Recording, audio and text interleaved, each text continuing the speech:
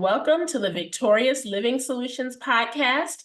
I'm your host, Nikeya Young, and I am so excited. We have a very special guest in with us in our virtual studios, and that is none other than Sonja Renee. Sonja, how are you? I'm amazing. How are you doing? I am doing wonderful. So I know that you're an author. I know that you're a coach, but just tell us the synopsis. Who is Sonja Renee and what do you do? Well, Sonja Renee is not a coach. Sonja Renee is a speaker. And Oh, see, I'm glad uh-huh. but I'm more have more time as a speaker to other things in my life. So I am a speaker and an author, and I speak about the invisible wound that leaves us emotionally hurt, which is abandonment trauma. And awareness and personal development, I guide people to bounce back to live an amazing life. Because when I turned 49 years old a few years ago, I discovered that I was adopted by accident. So, of course, that took me on a deep dive to get some answers because somebody owes me some answers. And my mom, who raised me, she was deceased. She passed away when I was younger. And my father reached out to him to just say, hey, look, what's going on here? And he wasn't ready for the conversation. And okay, so I moved on and found my birth family and reached out to them. And on both sides, they both were very warm and inviting and open to meeting me and my children and my grandson. It was just a beautiful, I won't say reunion, I'll just say a beautiful union, right? Because nobody knew. And, and everything was going great. But my birth mother, she wasn't ready. She wasn't ready. And I gave her that grace because I understood that she needed to heal as well, because now this is causing her to revisit that time for adoption. Even though I didn't know the details around it, I wasn't there to be aware of what she went through, having to be a mother and giving up her child and not knowing where she is, because being a mother of 3, I couldn't have done it. So, so I just gave her that grace to process it and deal with it how she needed to, but also in that I realized I was starting to feel like I was being abandoned twice by the same person, because here it is 50 years, almost 50 years later. And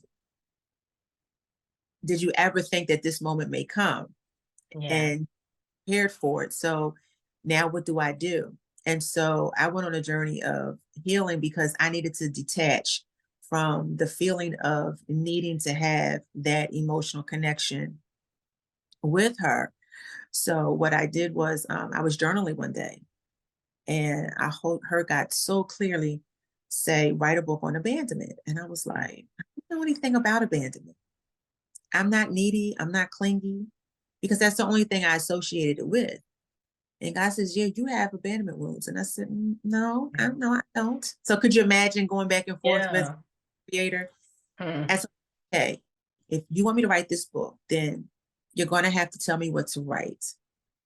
And as I started writing, when I tell you, so many childhood wounds started surfacing that I didn't even know were wounds. I didn't even know that they were visible. I didn't even know that they were there, because, we suppress stuff for so long that I didn't know.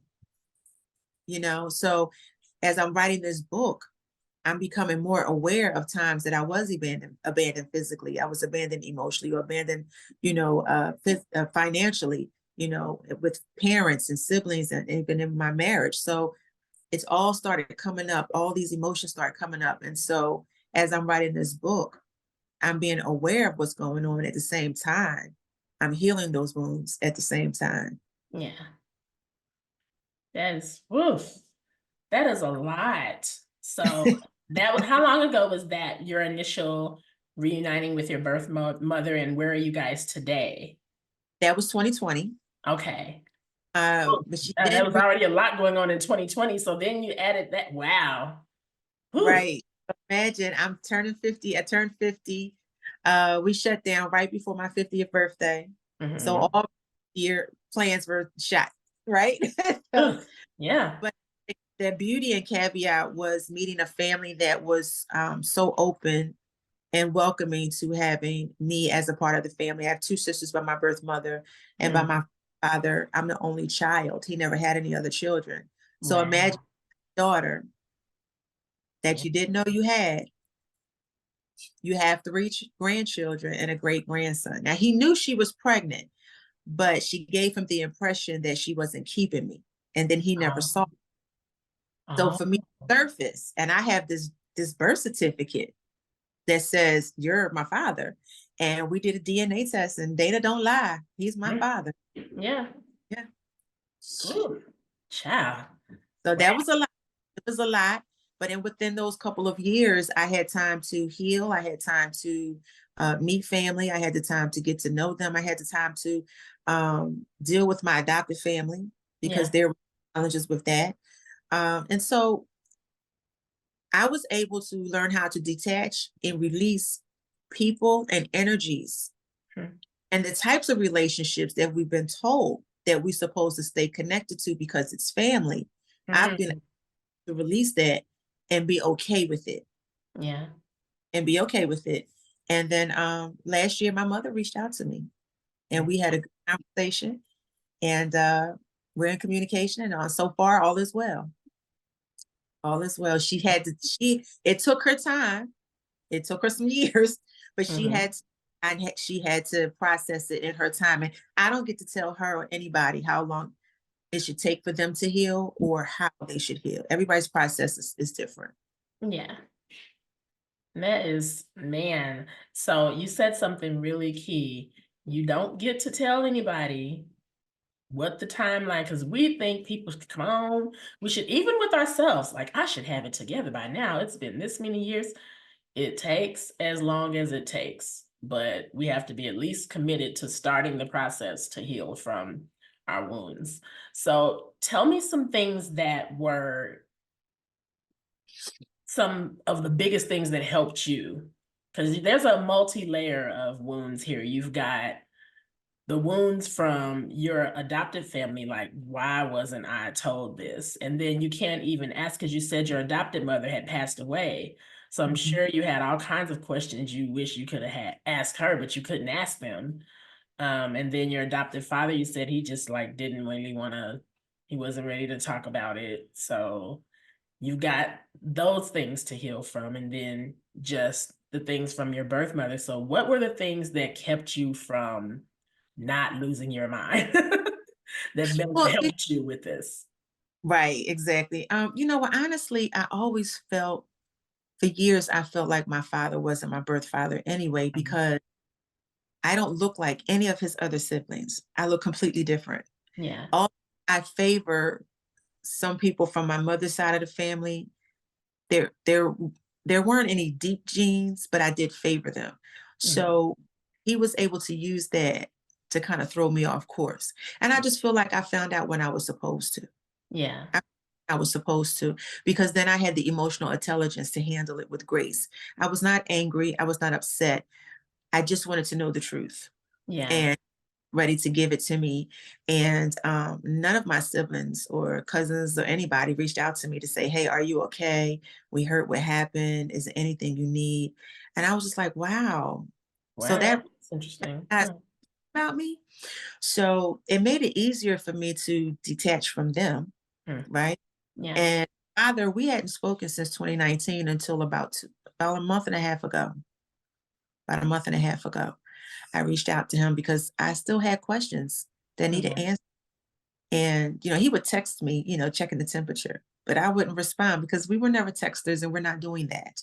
If Yeah. you want to have a conversation, you pick up the phone and you have a conversation. But when we finally did, and I asked myself, "Why were you texting?" He said, "Because I hate when you angry with me. And I knew, Mm, but I wasn't angry. I told you that when I first called you about it. I wasn't angry. I yeah. just wanted the tea. That's all. I just want Like, just tell me what's going on. That's all. give me the details of, Yeah. how it came about that you all adopted me at 1 month old." So, and he told me, we had a good conversation. And the conversation went in a direction I didn't expect it to. And we had a chance to conversate about some things issues that I had with him growing up and as an adult. because he was the type of father, ex-military, ex-police officer, and he's so militant, he doesn't listen. He wants to talk, but he doesn't listen. But this time he sat and listened.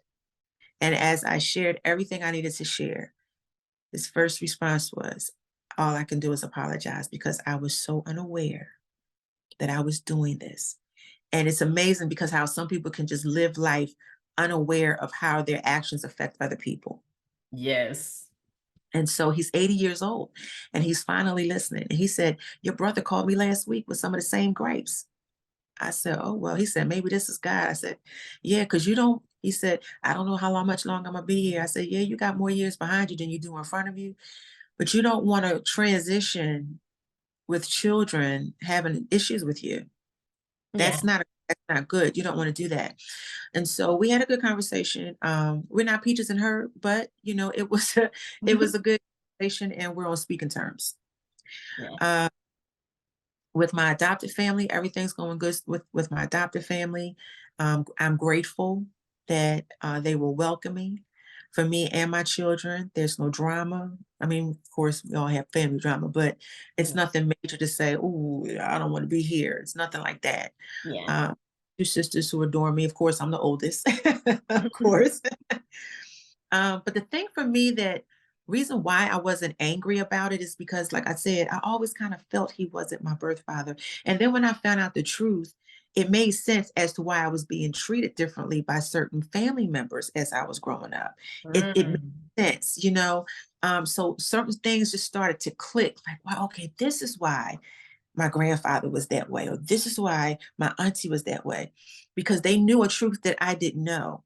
And sometimes when we're adults and we make decisions what's best for us, you have other people in the family who want to judge it or feel that they have a voice in the decisions that you made. And then when they couldn't control your decision, they take it out on, your child.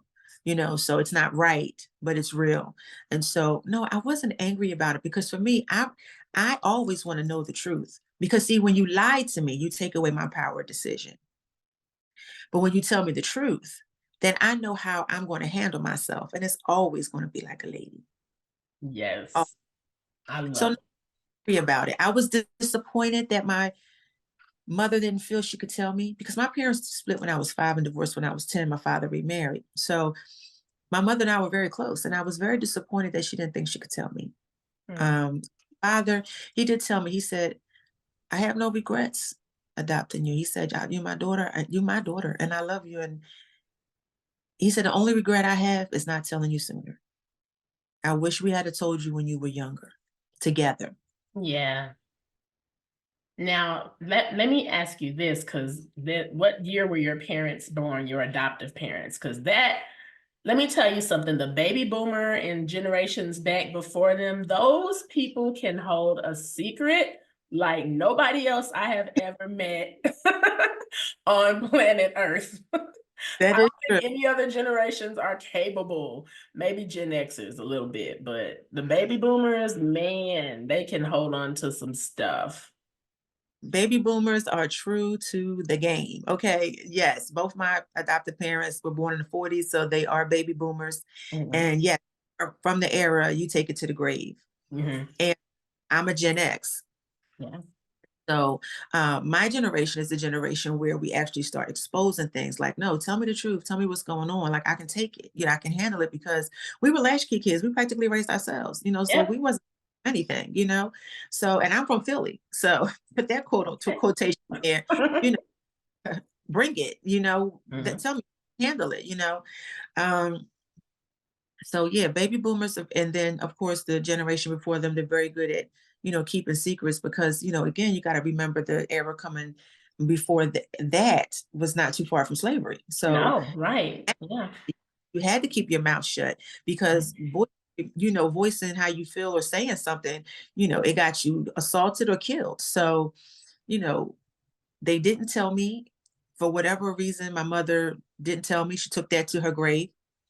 Um, I was not angry or disappointed. I was just disappointed Yeah. because with the relationship that we had, me finding my birth parents would have never undercut the love I had for my mother and father because Yeah.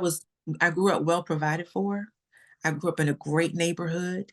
I went to excellent schools. I was cultured. I was athletic. I was ballet. I was musician. I'm an actor. Like I was so like I didn't want for anything. Yeah. Finding my birth family, that wouldn't have changed who you are to me. Because nobody could tell me to this day. I mean, I met my birth mother, but my mom who raised me, that's my mom. Yeah. She's the GOAT. She did it well. She did it well, you know. So yeah, I don't like the whole secrecy. And let me say, Yeah. this is going to blow your mind. When I applied for my original birth certificate from Pennsylvania, I found out that they had so many adoptions sealed because in the 60s and 70s, this is what they were doing. They were giving these babies up for whatever reason. Mhm. Okay. And so many people were applying for original birth certificates. The state said, unseal them all and let them find out the truth. Wow. Unseal them. Unseal them. These people need to know the truth. Yeah. They were overwhelming the office. Like, who am I? And they just like, okay, enough. Wow, that's crazy. It And makes you if not, wonder what was happening right around that there were that many cases. Wow. well, you got to remember Vietnam was Oh, going on. And with the war, you know, women, they didn't know if that man was coming home. So they went on with their life. And then you got pregnant by another man and that man come home. Oh, you got to mhm. see, you know, or, you know, maybe you could have been a victim of, you know, assault, you know. Yeah. It's so many different dynamics. And or if you were a teenage mom, in my birth mother's case, she was a teenage mom, you Yeah. know. And her father, she's PK kid. Her father was a bishop of the God in Christ Holiness Church. So Oh, you know she child. get pregnant without a husband. Yeah. And and my mother is now a retired pastor. So I'm a PK kid. Made sense why I had went into the ministry because it runs in the bloodline. But um, yeah, that it was taboo to be an unwed mother. So a lot of, you know, that was going on as well. So it was different, you know, dynamics or whatever, as to why people, you know, gave their children up for adoption. And it was a big thing back then. It's a Yeah. big, yeah. Hmm. Tell me how some of the audiences that you've spoken to about this topic, how it's been received, and like what have been some of the responses when you go out and you speak and teach people how to deal with their abandonment wounds. I've had women call me up in tears. Mm, I bet. How they, how much they relate and resonate to my story because they were in relationships. In my book, I talk about the relationships that I was in that created these wounds and harnessed these wounds. Mhm. And so I had so many people come back to me and say, oh my gosh, that was me and my father, or that was my mother and I, or that's how it is with my relationship right now with my mate or my spouse, or, you know, so they weren't aware that the reason why some of these relationships aren't working is because you have wounds that have not been healed. Mhm. And when people get triggered and they get upset for whatever reason, you still, when you get triggered, you're still not dealing with it because you don't know what wound is triggering you, Mhm. right? Because you're unaware that it's there. And because most of them are from childhood, right? Childhood neglect, Yeah. being out, being left behind, being rejected, whatever the case may be.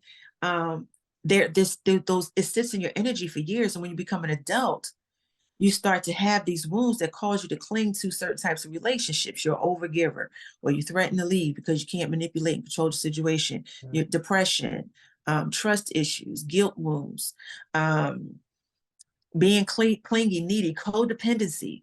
We see it all the time in relationships, but Yeah. nobody was able to pinpoint and say, okay, this is where it's coming from.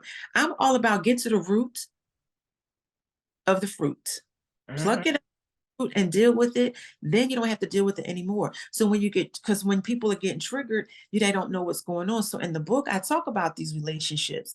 And so many people have come back to me and given me their testimonies. They've gone on Amazon, left their testimonies. They gave them on my website. They call me up. They DM me on Facebook. Like, listen, I Mhm. had no idea this is what's going on. And so here's the thing. Don't feel bad or embarrassed because you don't have to be embarrassed about it. Yeah. The thing is, be grateful that you were in a position to learn the truth. So Yeah. now, when you learn the wound, you heal the wound, and then you can heal the relationship or walk away from it. Depends on where you are in your life in that particular relationship. But Yeah. the key is healing you so that you are happy, whole, and complete within yourself, that you don't feel that you need to be attached to someone in order to feel like you can survive. That part, that part, because so many people look for people to fill in what's missing in them. And it is not anybody else's responsibility to complete you. Only Mhm. God can do that. And we get into trouble because we have people, we holding them to these high standards and they don't even know they're being held to a standard. We're Mhm. trying to make them be something for us and then getting mad when they can't do it when it was never their responsibility. So love all of that. That tiptoes into a false sense of reality, Mm. because it's not fair to place a projection on someone and put them in a position to be a place, a person who is your happiness. Mm-hmm. Yep. Places a lot of responsibility on that person, because the moment they step outside your box, explosion. Mm-hmm. How to, but see, here's the thing. A lot of people talk about what needs to be done. We're clear on that. We're clear on what's done. The issue is the how to. Mm-hmm. So in my book, I talk about my story, but I also, towards the end of the book, I share tips of how I started my process of healing. Okay. Now I'm working on volume 2. Volume Okay. goes is a deep dive into the specific wound, the relationships that are surrounding that particular wound. So you can identify, okay, if I'm in this type of relationship, that's the wound that I have, and that's the wound that I need to heal. So it's the wound, it's the relationship, and the keys of how to heal that wound. And then you also get an opportunity to write your takeaway of what you got from that chapter and journal. So you can journal your journey. So you can see where you started to where you ended up. Because honestly, in today's time, unfortunately, a lot of people they just don't have the income to afford a coach. Not everybody can afford a coach. That's a reality. But guess what? They can buy a $20 or $30 book that can give Start them the tool, somewhere. Yeah. because I'm showing you exactly what I did. I have so much peace now. No is a complete sentence. I don't care if I don't want to go. I don't care. 53 years old and I don't have to. I'll be 54 next month. No, in April. I don't have to. I And, love and it. the answer. I love my solitude. I have my small circle of friends. I go out when I want to, but I'm okay. Listen, I don't need all of that. And so over time, over these past few years, even people that I was very close with, I mean, Mm. tight, I let go of some of them and was okay with it, because guess what? We were cellmates. We were in the same cell together because we had so many things in common, because we did a lot of the same things. But Mm-hmm. the more I healed, because see, they were only supposed to get the unhealed version of me, Mm. right? And that's what we have to understand. When you start healing, those people are going to fall off on their own. Yep. And don't be surprised, because it's going to be the people that you didn't even think. It's always going to be the element of surprise. And once they release themselves, be okay with it. You're not mad. It's okay. I just have to love you from over there. Yeah. I have to make room for the people that are supposed to be in my life, who can continue to support my mental health, support my well-being, support my life and my vision and everything else that I'm doing. You want those people in your life, your vibe, your tribe. Your vibe attracts your tribe. So when you Mm. raise your vibration, you change your frequency, then you start being on the same alignment with the people that are supposed to be in your life. And the people that aren't, it's okay. Mm-hmm. I love it. I love it. So, how have your kids learned from watching you go through this journey? Have they said anything to you? I'm sure they have like tons of questions because you're really modeling for them Yeah, some yeah, things that are really going to help them later on in life or even right now. I don't know how old yeah. your kids are, but It was, I would say, I'm very close to my children. I have 2 daughters and a son. I was the mother hen. So 2 of my children, when I told my oldest daughter and my son, they both were like, after I told them about the adoption, they both just looked at me and said, wow, this is a lot. This is a lot. They both said the same thing at the same time. This is a lot. I was like, I know. And so my son says, so my pop-pop's not my pop-pop? I said, no, your pop-pop is your pop-pop. But now you're going to get to meet another pop-pop, the one who produced me. And he was like, yeah, this is like, what is happening? real, right. And I was like, I know it's so surreal because I'm still like, was in shock at the time. Like, is this my life? Could you see this on television? You know, but it hit home for us. It was like, wait, what? Right. So, and my middle daughter, who was my sassafras, she was like, what?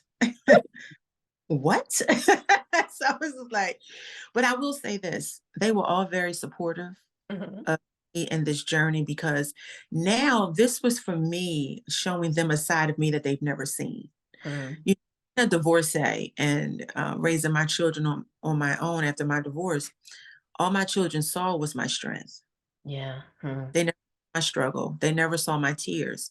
So now with this going on, this was God pushing me into a position of being very vulnerable and very transparent. And so I had shared with my children, I said, listen, there may be times that I may have a moment of anxiety. I may have a moment of a breakdown, tears, cry. And it doesn't mean it has anything to do with you. I know you're processing it, but it's a big process for me because I got other people that I have to deal with behind this. Yeah. And this is my life. It does affect them too, but this is my life because now you have to get to meet your birth grandparents, your aunties, you know, your cousins, a whole new set of family. So I would have to say that they handled it very well. But then too, my children, now they're 32, 29, and 23. Everybody's going to be older this year. So in 2020, they was all still pretty adults. So they handled it very well. And they were very supportive of me, especially my son. Ma, you okay? Checking on me all the time. Ma, you okay? You good? Ma, you good? You need anything? Very supportive, very loving, very open to meeting their family and getting to know them. Like they really took this ride with me. They really did. And whatever rabbit hole I went down, they went down it with me. They really did. Awesome. And then was therapy a part of your journey too, or just pastoral counseling, or what other outside resources did you have helping you navigate through this? None. Great me and the Most High God. That's it. Hey. I have a personal relationship. I always have. Yeah. So I didn't feel that I needed to go to someone else to tell me how to handle my emotions. And there's nothing wrong with therapy. Let me put that out there. There's nothing wrong with therapy or counseling if that is what you need. Because I thought about it. But the more I sat with myself and sat with God, I was like, you know, I have serious conversations. We really, you know, we get into the conversations. And God's answering me right away. Like, do this, do that. I'm like, okay. One of the things that helped me the most through my therapeutic process was one, writing the book, because I was allowed to get it out. You see, as a child, you stay in the child's place. I tell you when you have feelings, keep your mouth shut. You don't have this conversation, right? So now you have to often deal with these emotions by yourself. And as a child, you don't know how to deal with these emotions, so you suppress it. And then as it keeps going on year after year, it compounds, right? So as I'm writing it down on paper, I'm purging. It's all a purging process. So as I was purging, and then the other thing that I did where God showed me to do was to assess my relationships, past and present. Yeah. Please evaluate, how do these people add to your life? How do they add to your well-being? How do they add to your purpose? And how do they add to your gifts? How do they add to you being the best version of you and showing up as your best self? And when I took assessment of those relationships, it made it easier for me to detach. And then the more through prayer and meditation, more grounded I became. I had more peace. I'm telling you, it was like a whole new world just opened up for me. A whole new world. And I'm grateful for it. I'm so grateful because now, you know, I have a grandson who's almost 3. Ah, We have to understand that when the parents heal, the children heal, the community. yes. So me going through the process of my healing, it created my relationships got even better with my children. They got even better with the friends that I do still have because now I communicate more, and I make sure I get a result. I make sure there's an outcome. Okay. And I'm more vulnerable and even apologetic with my children when need be, so that they can see where mommy is growing. Because being raised by ironclads, I was an ironclad too when I raised my children. What I say goes. But no, I have adult children. So I have to know when to respect their boundaries, make sure they respect my boundaries, not do too much because they are adults. It's not easy because you can't turn motherhood switch off. You can't. No, can't do it. Cover them the way I did when they were younger. As them being adults, I have to know when to pull back. I have to know when to say, "Oh, okay, okay," and allowing them to see me in this light and seeing uh, how much better we communicate. We were good, but now it's even better. Yeah. Yeah. I love it. I love it. This has been so good and so inspiring. I know you said you're not a coach, but I have a feeling when people get a hold of this material, I see you like teaching workshops, really taking the things that are in this book and your experiences and kind of building that out. I don't know. Because people are gonna be like, I know she said she ain't no coach, but I need her help. How can I how can I work with this lady? Miss Well, Sonja, can you help me? I was a coach for years, Okay. in the multi-level marketing arena, and I was a Yeah. speaker for. And then 2022, I launched my coaching business through my own brand, right? Okay. Yeah. Um, but I just didn't really see it take off, right? And so I was like, okay, maybe I'm doing something different. And God said, I want you to focus more on speaking Mm, and your book. I mm, want you to focus on speaking and selling your book. And yeah. so I was like, okay, fine. All right, I'll do it. I'll do whatever you say. All right, I'll do it. Right. But here's the thing.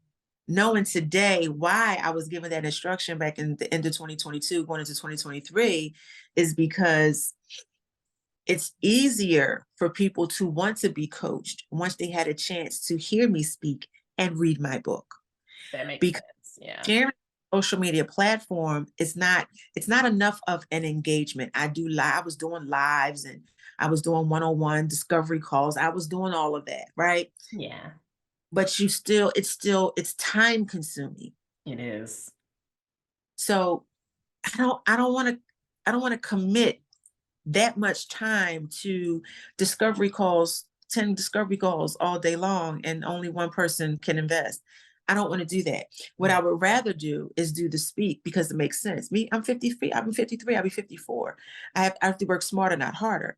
So yeah. it's easier to do my talk for an hour, keynote or a workshop or a panelist, whatever. It's easy for me to do my talk, sell my book. And then if you decide that you want to make the investment to have me coach you, then I'll do a group coach session. Yes.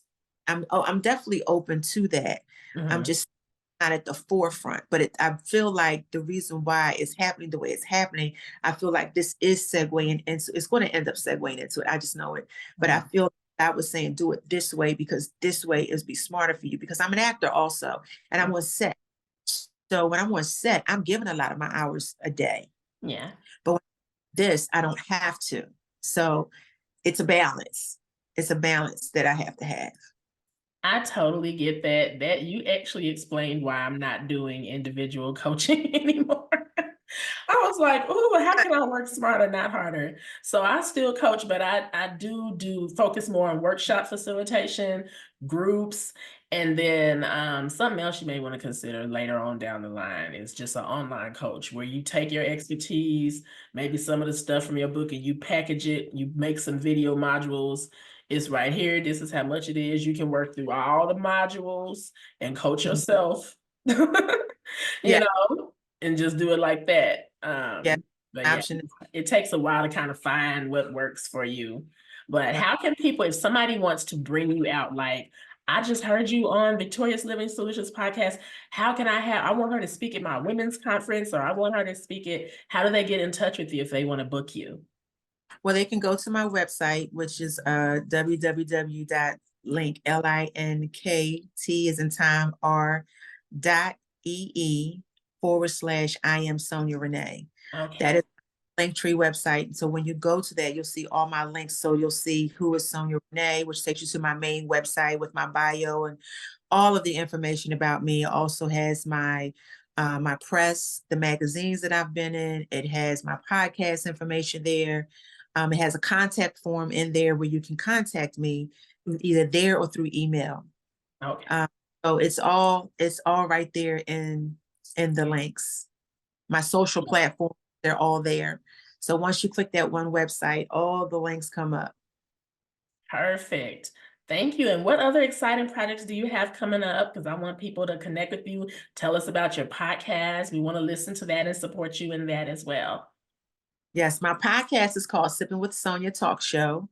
Okay. They can also find me on YouTube under Sipping with Sonja Talk Show.